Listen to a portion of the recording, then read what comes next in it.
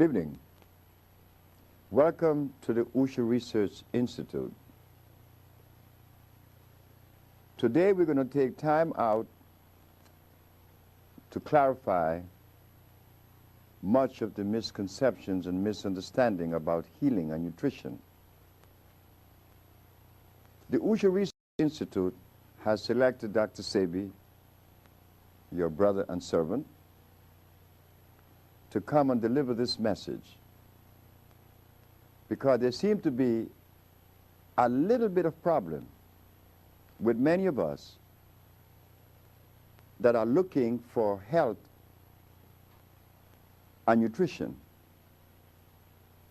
We have visited many philosophies. We have visited the Ayurvedic, the yin-yang, the macrobiotic, the allopathic, and the homeopathic. It seems as though we are running around in circles. So we took time out to clarify that which has been made difficult to understand or complex. Today, our talk, our lecture, and this particular segment is called The Reconnection. Reconnection to what? The reconnection to life. It has now been 400 years since society has been introducing a particular method of healing that have yet to complement us in a way that we would like for it to afford us. But as we all know, that everything begins and ends with God, the Creator. So one could easily see or understand that if God is the creator of the universe, then it behooves us to understand those things that are made by God.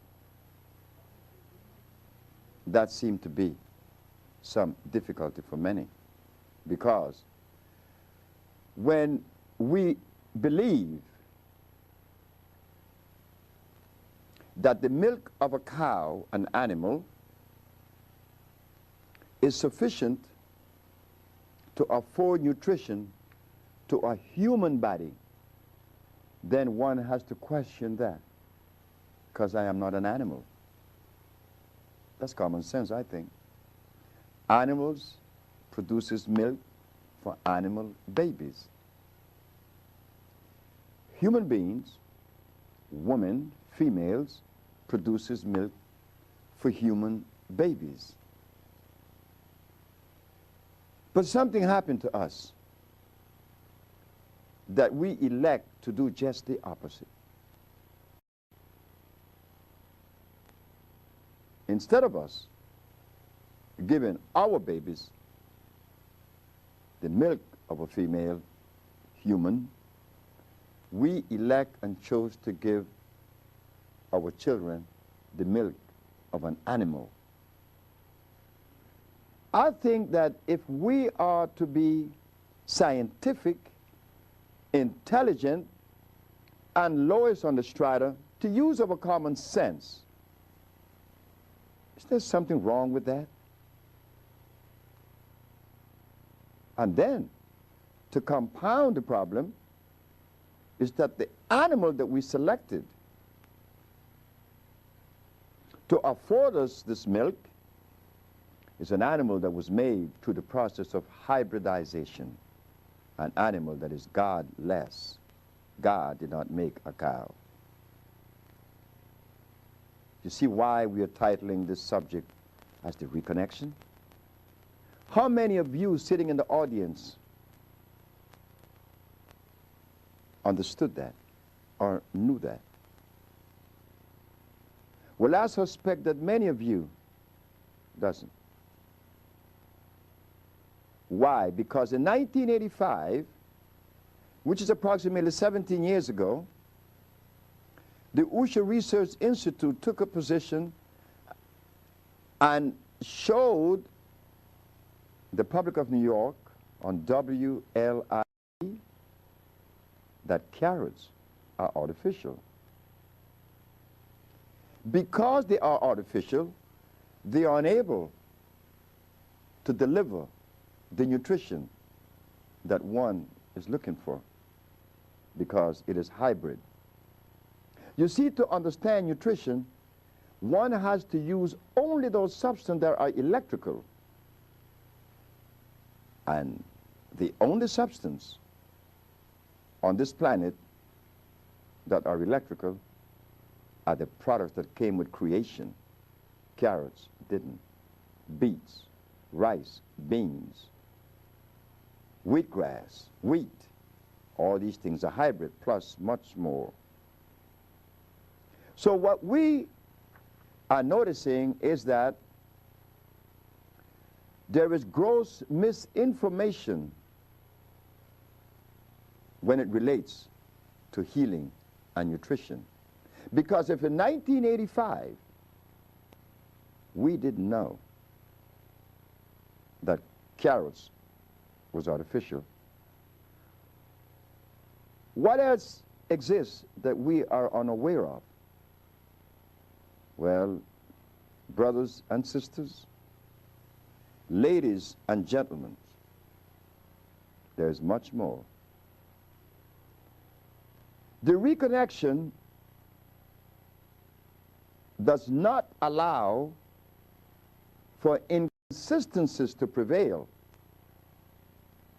For instance, if one is cosmically connected, meaning connected to the dictates of God Almighty, the Creator, one would never allow oneself to indulge in something other than those things that are of creation and Creator.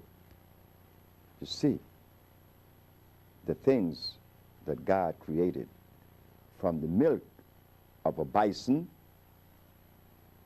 to the honey of a bee, to the substance of a burdock plant and the kalawala, which is one of the most powerful plants in the world.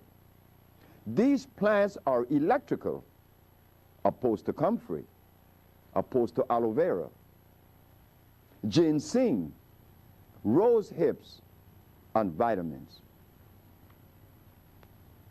You see, the difference is one is electrical, one is non-electrical. And the non-electrical contains what? Starch as a base. So you see, in the reconnection, we find that we begin to clarify much of the inconsistencies. We go into this little other part that is most unnecessary. In the year of 1985, the Usher Research Institute placed an ad in the Village Voice, the Amsterdam News, and the New York Post that AIDS has been cured by the Usher Research Institute. And we specialize in cures for sickle cell, lupus, herpes, blindness, cancer, insanity, impotence, and others. When the Attorney General saw this ad, he could not, under any circumstances, accept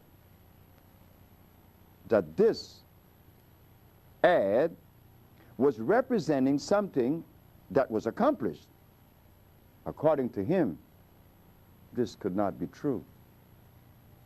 But what the Attorney General of New York didn't know about those of us who are members of the Usher Research Institute is that we were aware that until that day of September of 1985, we were aware that until that date, September of 1985,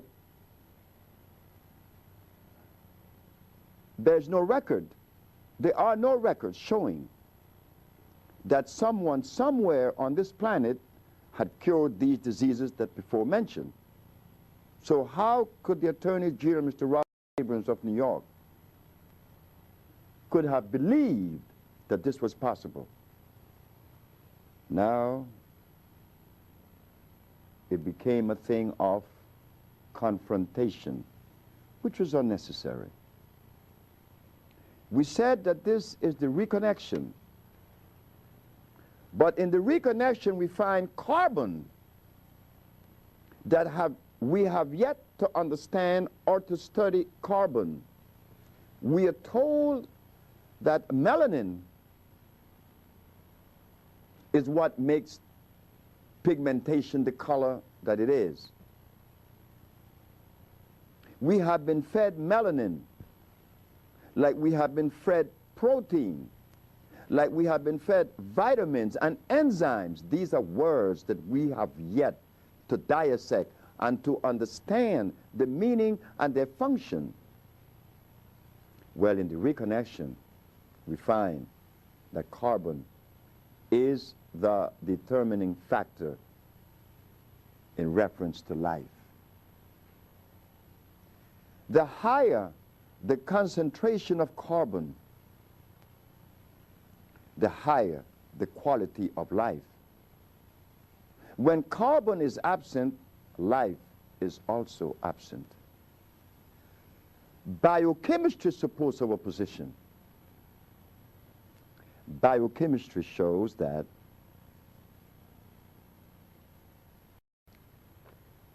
carbon, hydrogen, and oxygen, three combined, has to be present for life to exist. But instead of us learning about the function of carbon and iron, we've been fed vitamins, protein, enzymes, and melanin.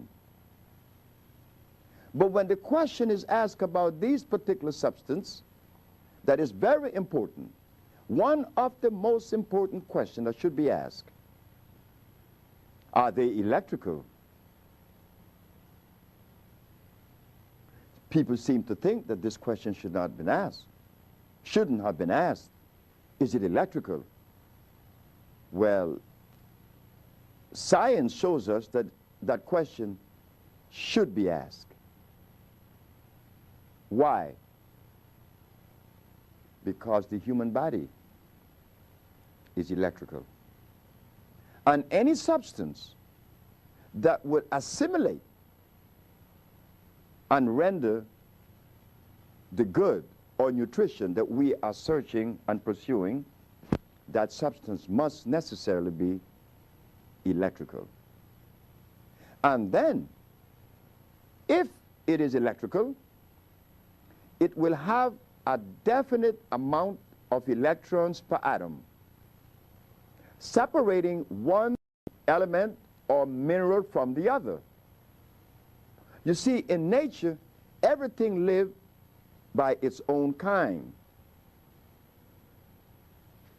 with its own kind. Remember, we talk about chemical affinity. So when we reconnect, we find that carbon is the determining factor. So this talk is the carbon papers. Science shows that without carbon, life is very, very poor or non-existent. And this is where the compounds of the Usha Research Institute comes into play. We carefully selected from the forest plants that are the highest in electrical vibration. And ladies and gentlemen, we said that God begins and ends with everything. This forced us and compels us to go to the Holy Bible. The Holy Bible teaches us in the book of Genesis that the herbs are for the healing of the nations. The book of Ezekiel 47:12 repeats the herbs are for the healing of the nations. We again go to the last book in the Holy Bible. The herbs are for the healing of the nations.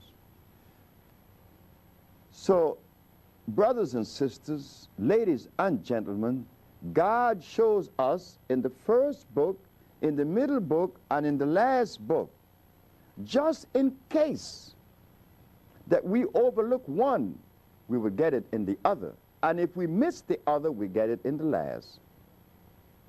So shouldn't the question be asked, are we willingly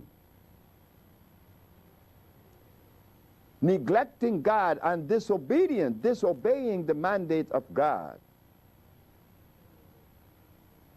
Are we doing that willfully, knowing that this is one of the greatest violations? We talk about being obedient. Of course. It is obedience that gets us the things from the Almighty that we so desire. But how many of us are obedient to that dictate? Very few of us. I hope that I'm one of them. It says in the Bible that the herbs are for the healing of the nations. Should we go back into history a little bit and revisit Mr. Hippocrates, the father of medicine? We're not going to mention Imhotep I because there's problem with Imhotep. The reason why we say that there's problem with Imhotep I is because he was the first to open the human body. If the human body was made to be open, it would have a zip on it. It doesn't have a zip on it. It was not made to be open. But we are going to overlook Mr. Imhotep I from Egypt in the first dynasty.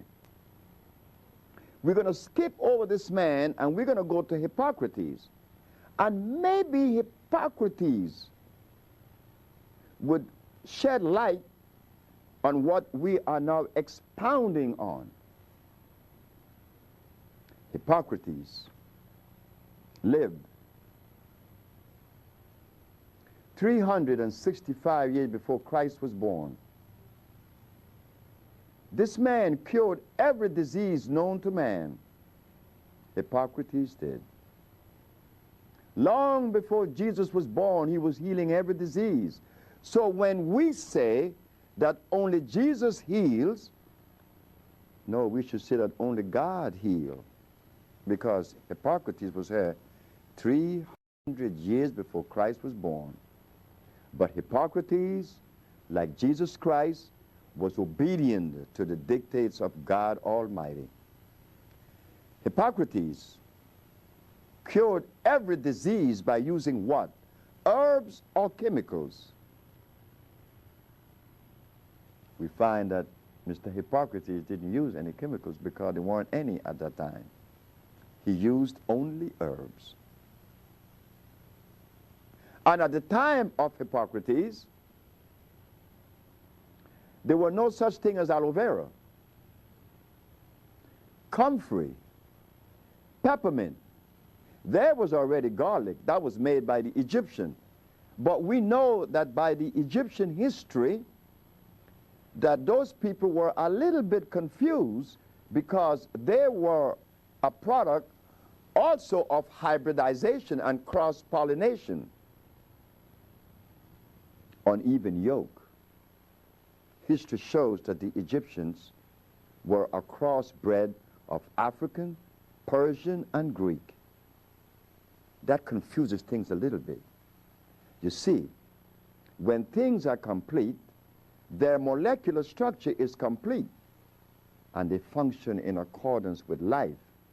But when you interfere and bring three different vibrations together, that in itself shows us there is confusion. So Mr. Hippocrates obeyed the laws of life and the dictates of God. He cured every disease. Now the question should be asked, if I'm a physician that went through the discipline and took the Hippocratic oath, well, if I took the Hippocratic oath, I am supposed to follow the precepts of Hippocrates. But why are we using chemicals today? Oh, that went by, and understandably so. All these violations in reference to healing and nutrition is occurring now. We're not eating electric food. We are eating things that were made by man in a laboratory. Since Mr. Hippocrates showed the world that the herbs really work, that particular modality or philosophy perspective continued until the year of 1729 by Mr. Claudio Galeno. He is considered to be the last of the natural scientists, and that is a fact. Since this man, Galeno, the Italian, what we find ourselves now using are chemicals that are inorganic and carcinogenic. So, ladies and gentlemen, what went wrong? What could have happened that caused us to disconnect? Why have we continued to practice such inconsistencies? Well, there is something that we just found out in the last 15 or 20 years. There is a substance that has been fed to our people in and out of Africa and probably around the world, because a seed in Asia, not only in Africa, a seed in South America. I saw it in Brazil, I saw it in Suriname, I saw it in Guyana, I saw it all through Central America. What we are talking about is cyanide. Cyanide have a tendency to interfere with brain waves, vibration, or hormonal message. Cyanide interfere with the hypothalamus. Cyanide interfere with the pituitary gland. Cyanide interfere with the central nerve system. Something had to interfere, because we are continuing to violate that ecclesiastical mandate. The herbs are for the healing of the nations. And those of us that may have read that particular chapter in the Bible, or those chapters, we think that what we see today around us in the gardens and the fields, that these things, since they are herbs, well, God made them. They must be good. So I'm going to use aloe vera to cleanse your intestines. I'm going to use comfrey to strengthen your bones. But ladies and gentlemen, little did we know that comfrey was made just like aloe vera was made. They tell us that comfrey has calcium. It is called knit bone, consound, has many names. But they never tell us that comfrey is responsible for severe anemia. Yes, it may work efficiently, probably in one part of the body and affecting a whole lot others, like garlic. Garlic is a substance that would definitely lower your pressure because it would eat up the cholesterol in the arteries. But did they tell us that garlic, not only does it remove the plaque or the cholesterol, it eats the membrane because garlic is unstable. It is another product that was made by man through the process of hybridization and cross-pollination. Garlic is a poison. Garlic has an oxide known as the oxide of allyl. This is why when you put garlic on a knife and you cut someone, the wound would never heal. So, ladies and gentlemen,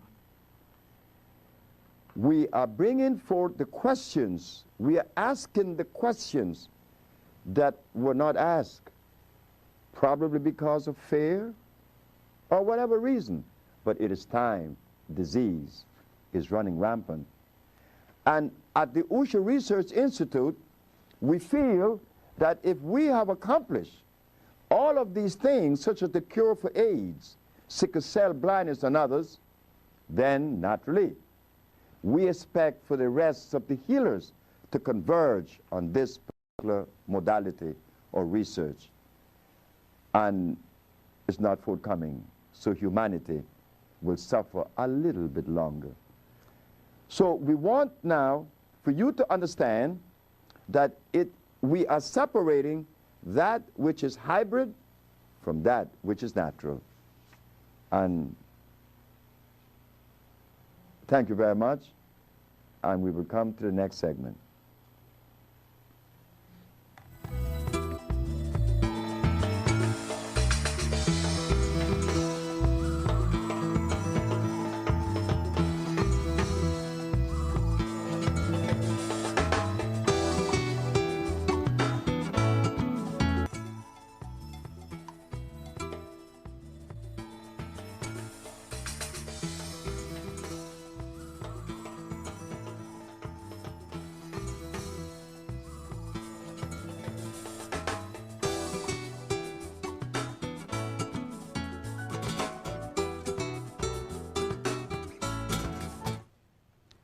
Now we'll enter this other zone, a zone that was of most importance. Yet our historian, our anthropologists, our archaeologists, our geneticists fail to bring forth and analyze and recognize, not to mention our ecclesiasticians. I could talk about my brother. My brother was a preacher for 30 years. He ate everything that God didn't make. And when he got sick, Pastor Gale took his body to the physicians. So we should ask the question, this man that preached the gospel for 30 years, once finding himself sick, elected and chose to turn his back on God and go to get a chemical that was made in a laboratory. We find that cyanide is so powerful. Cyanide would have you acting against yourself, not to mention the Creator. He has no place in life today. Because if the Creator had a place in our life today, as much as we would like for it to be, then most certainly we would not be drinking carrot juice and wheatgrass juice. We would not be eating a cow that was made by a laboratory. So there we find that violation is surmounting, right? A whole lot of it because of the cyanide. So we go back to the geneticists. Genetics plays a most important role. Why? Because when God made things, animals and plant, human beings, just name all species of living things. He placed the gorilla in Africa and the polar bear in Alaska. If you think that God made a mistake, all you have to do is to put each animal in the opposite environment that God made for it. Like the gorilla. Place him in Alaska. You will find that he would die with pneumonia in less than a fortnight. Place the polar bear in Africa. You would find that he would succumb to the heat. It's unbearable because his cells were not designed to live in an environment so hostile as the one in the Serengeti Plain, which is hot.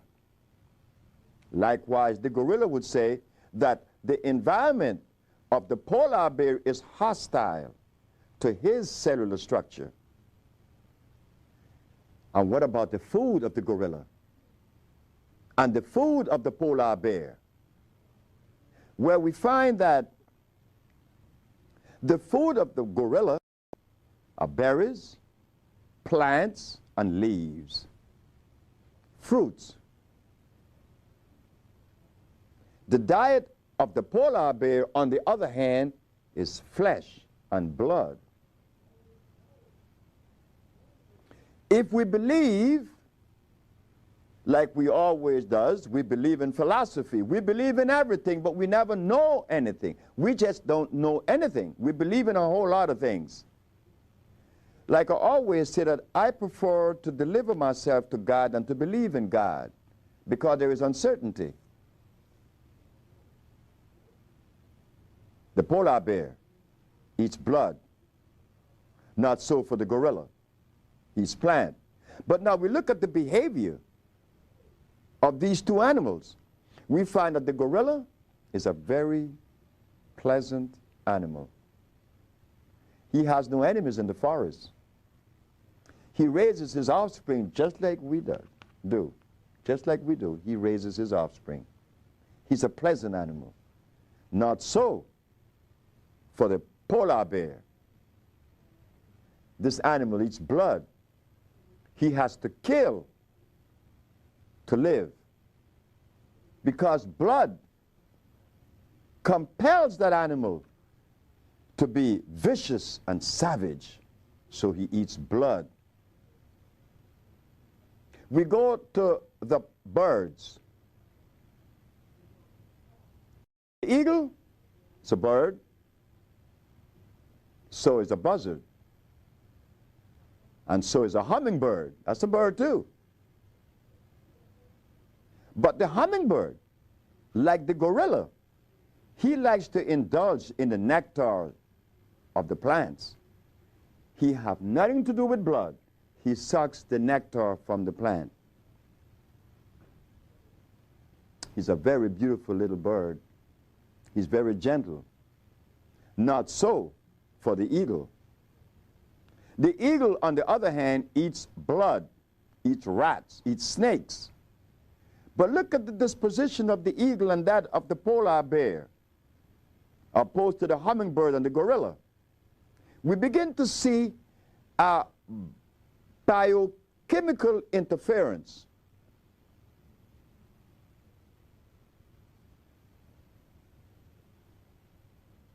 We apply that same example to the plants. Ladies and gentlemen, Many of you that are acquainted with plants, like the burdock, the yellow dock, those are only two, the Virginia snake root. Those of you that are not acquainted with the plants in the tropics, the demagagua, the kalawala, the cypress, these are powerful plants. These plants are responsible for us at the Usha Research Institute reversing these pathologies or diseases. So you find that these plants also does not live in an environment that is inconsistent with their cellular and genetical structure. You will never find kalawala grown in Canada, nor cypress, nor demagagua. That you will never find. Like you will never find the burdock in Central America, because these plants, the kalawala, the demagagua, and the cypress, are plant that grows in the tropical region of the planet. You will never find those plants in America. Likewise, you will never find yellow dock, burdock, or even the one shepherd purse in Central America, because the climatic condition is inconsistent with the existence of those plants. So as we take a very close look at plants and animals, we find that they have to obey a cosmic arrangement, a life procession that has maintained throughout creation. Does that apply to humans? The answer should be yes. When God placed each group, whether Eskimo, Chinese, Europeans, Native Americans, and Africans, we were placed in different geographical locations with a food that is consistent with the cellular structure that we represent. So in 1988, when the Usha Research Institute was litigated in the Supreme Court of New York because the ad read that AIDS and the rest of the diseases were cured, while being litigated, we asked the Supreme Court of New York, since God made specific food for specific gene group, when you remove the Africans from Africa, did you bring his food with him? The answer was no. We're brothers and sisters. If the food that God made for us was not brought with us when we were brought on those ships from Africa 500 years ago, what are we eating? What are we ingesting? And whatever we are ingesting, did our archaeologists, paleontologists, historians, or Egyptologists, did they take time out to ask about the food that would maintain my hormones, my central nervous system in perfect working condition? No, they didn't ask these questions. This was never even thought of. They went on to tell us about Plato, the philosophers, Plato, Aristotle, Diogenes, as if though that matters. The archaeologists were telling us about the various fossils that was found in Egypt 10 million years ago. The others, the historian, they talk about what took place in Africa so many hundreds of thousands of years ago. But never did one said that he found, or that they found, a food that is consistent with our cellular structure. And that is of most importance. You see, brothers and sisters, ladies and gentlemen,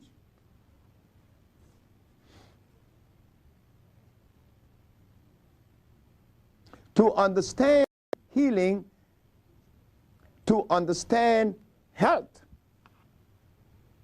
one has to be very extremely careful, because each group depends on different food. So while they was talking to us and forcing us, I remember the conversation, oh, this group of people, they are dead.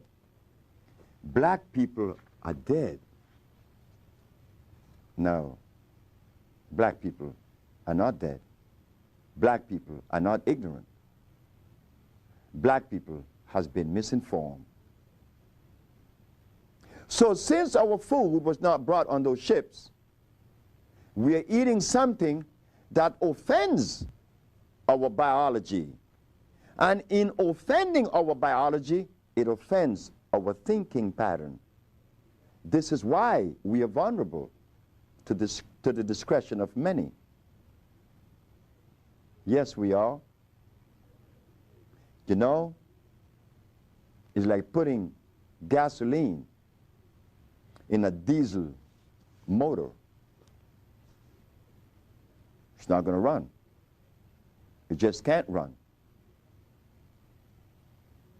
So, in placing the fuel that is improper for that engine, we find that there is problems. And what do you think is happening to us? Could we dialogue and make sense? It's difficult today. Cyanide has played such an important role in detouring that thinking pattern. And we have been so resistant that if we are told that Africa holds the secret to our health and our existence, we would quickly deny that there is a connection when deep down the Creator placed us in Africa with a food that is consistent with us.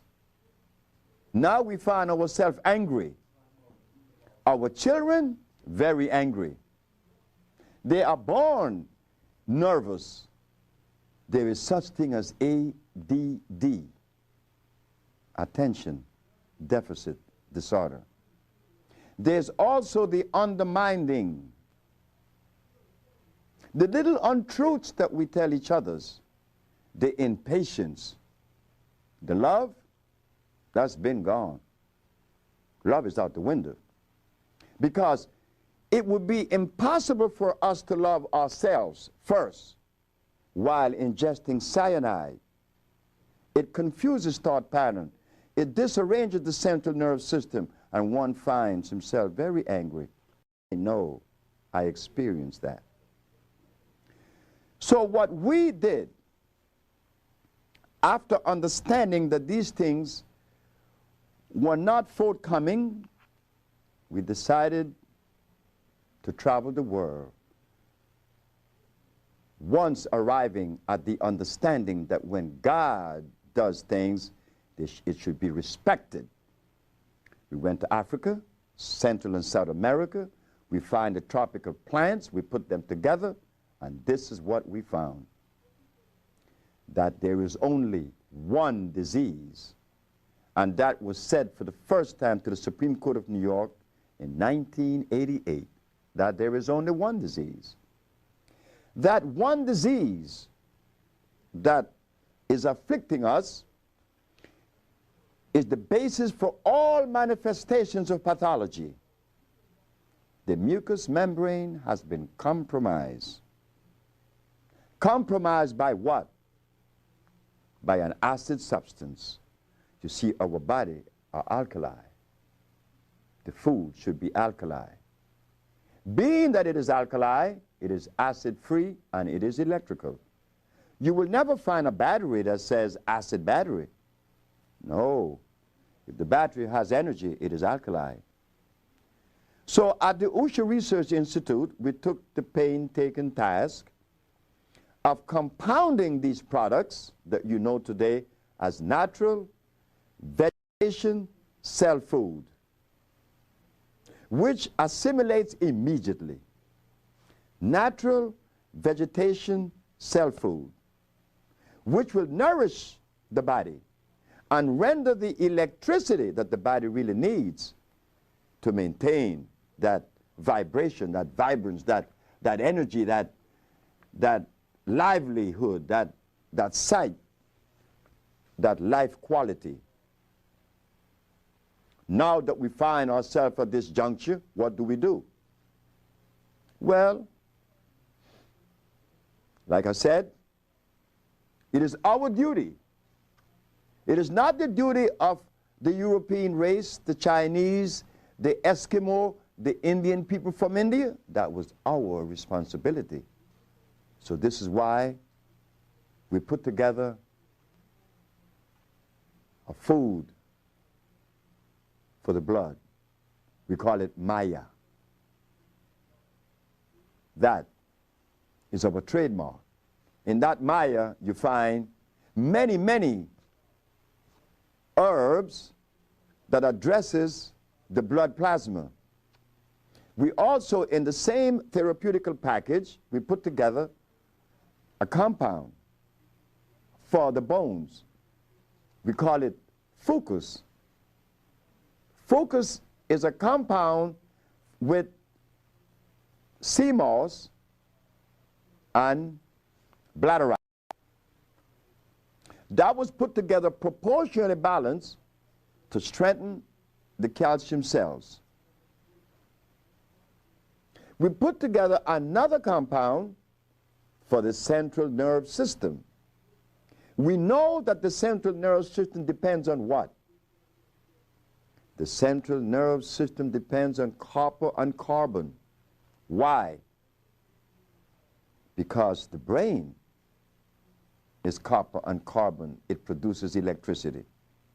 If you were to visit an electrical plant, whether in Nevada or in your automobile, just open your generator. The piece of equipment in your car that produces the electricity that lights your whole dashboard and your headlights. When you open that generator, all you find is a copper wheel that is turning and some carbon brush rubbing against it. The friction of copper and carbon produces electricity. That I was able to extrapolate from Mr. Benjamin Banneker. It was then that I realized that for me to adequately nourish the brain, I had to find those substances. And I could only find them in certain places of the planet. I find them in the King Keliba in Africa. I find them also in the Marula. I find them in the Popa. This is what we put together recently, is the African formula. The African formula has a tendency to change your life in the matter of minutes because it addresses every part of you. The other compound that we put together is a salve. This is a salve that has addressed many, many skin problems. Pain in a matter of minutes. Headaches in seconds. On the skin, carpal tunnel syndrome is properly addressed in a matter of minutes. Iron fluorine, like we before mentioned, iron is one of the most important mineral on the planet. And the reason for that is that iron is the only magnetic mineral on the planet. It attracts every other mineral to it. So when you ingest iron, you are ingesting every other mineral on the planet, and they are 102. This is why when people come to us that are severely anemic, we recommend our iron, our natural vegetation cell food, which is iron fluorine. Not only does it revitalize the cells in the blood, but we should know this, that iron is what conveys oxygen to the brain, and oxygen is what the brain converts and uses for electricity. It is the food of the brain. So you see that there are many things that need to be unraveled, because there seemed to be such a gross misconception. They brought us protein, they brought us enzymes, they brought us vitamins, they brought us melanin. But we have yet to accommodate these things in our human biology. They tell us. But then I started thinking that I stopped eating protein 39 years ago. Vitamins, I stopped them likewise 39 years ago. Enzymes, well, I never knew what was enzymes. I know many people think that they know. But like everything else, like this Dr. Lionel Paulin, he brought us vitamin C. What is vitamin C? Oh, I know what the answer would be. Vitamin C is good for your immune system. It strengthens the immune system. Not so. Vitamin C is ascorbic acid. The body has no place for acidity. The body is alkali. So you see, in the carbon papers that we are presenting, we are unraveling much of the misconceptions. And this is why we are privileged today, and for the past 28 years, to address all these major diseases in the way, in the manner in which they should have been addressed. But then another thing shows up, is that today, unlike yesterday, there were more love among us.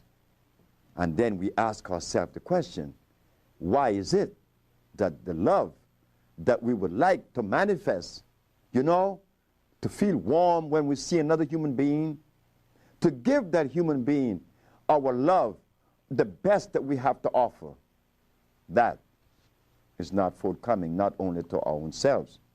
We have turned against ourselves. First, because of the cyanide that has confounded these neurons in the brain. Cyanide. The other is that we have been listening to philosophy instead of God. And in so doing, we neglect ourselves. Once we have neglected ourselves and deprived ourselves because of this intervention of cyanide and philosophy, we find that we too become confused, and then it is difficult for us to give the love that we should give ourselves to others. It's not forthcoming because cyanide is interfering. We are looking outside of ourselves for the answer. Of course we are. We were trained to look outside of ourselves, but the answer was always within. So, myself, I was raised as a Christian, and I became a Muslim. I learned from both religions. Unlike many, they found a need to criticize one or the other. I criticize no one. I may question the philosophy of many, but not to criticize. Ladies and gentlemen, it gave me much pleasure to introduce today the first chapter in the carbon papers, and I assure you that if the things that we have expounded on are put into practice, yes, rewards will be seen immediately. And now, I thank you so very much. I love you, and we will always afford you our natural vegetation self-food. And I thank you so very much. Your brother, servant, Dr. Sebi.